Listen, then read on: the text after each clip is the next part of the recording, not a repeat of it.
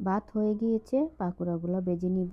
আসসালামু আলাইকুম, কি অবস্থা সবার? সবাই কেমন আছেন? এখন আমি ভাতের জন্য চাউল নিয়ে নিব। আজকে রান্নাঘরে আসতে আসতে অনেক লেট হয়ে গিয়েছে। দুপুরের আজান দিতেছে। আজকে আমার রান্না করতে করতে অনেক লেট হয়ে যাবে। চাউল দিয়ে নিব।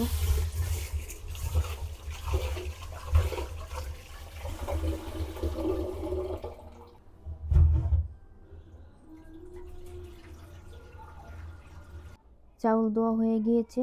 এখন আমি ভাতের পাতিলটা বসিয়ে দিব চুলার মধ্যে। আজকে বাঁধাকপির পাকোড়া বানাবো। বাঁধাকপি আর গাজর কেটে নিয়েছি। এখন দিয়ে দিব পেঁয়াজ কুচি, এখন দিয়ে দিব কাঁচামরিচ কুচি, সামান্য পরিমাণে দিয়ে দিব জিরার গুঁড়া, দিয়ে দিব ধনিয়ার গুঁড়া, দিয়ে দিব ধনিয়া পাতা কুচি, মতো লবণ, দিয়ে দিব আটা। চাউলের গুঁড়া দিলে ভালো, চাউলের গুঁড়া আমার কাছে নাই, সেজন্য আটা দিয়ে দিলাম একটু বেশি করে, বেশি পরিমাণে দিয়ে দিয়েছি। দিব একটা ডিম।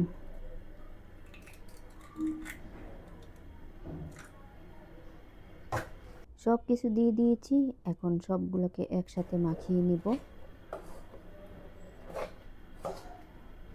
শীতকালে কিন্তু বাঁধাকপির পাকোড়া খেতে ভালোই লাগে। তো এখান দিয়ে হচ্ছে পাকোড়ার জন্য সবকিছু মাখানো হয়ে গিয়েছে। চুলার মধ্যে একটা কড়াই বসিয়ে দিয়েছি। এখন পাকোড়া ভাজার জন্য পরিমাণ মতো তেল দিয়ে দিব। এখানে সয়াবিন তেল দিয়ে দিয়েছি। তেল হালকা গরম হয়ে আসছে। এখন আমি পাকোড়া ভাজার জন্য দিয়ে দিব। পাকোড়া আস্তে আস্তে আমি ভেজে নিব। আর চুলাটা কিন্তু একদম লো হিটে দিয়ে দিয়েছি।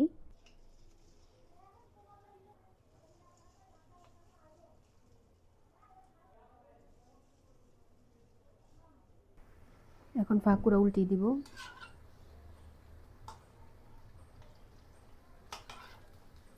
এক পিঠ হয়ে গেছে। আস্তে আস্তে ভাজতে হবে এগুলা।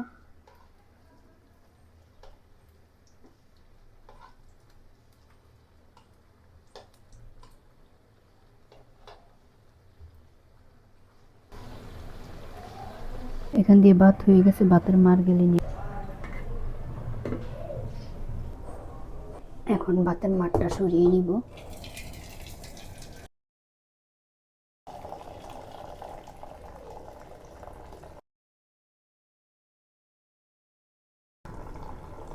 পাকোড়াগুলো হয়ে গেছে, এখন আমি নামিয়ে নিব।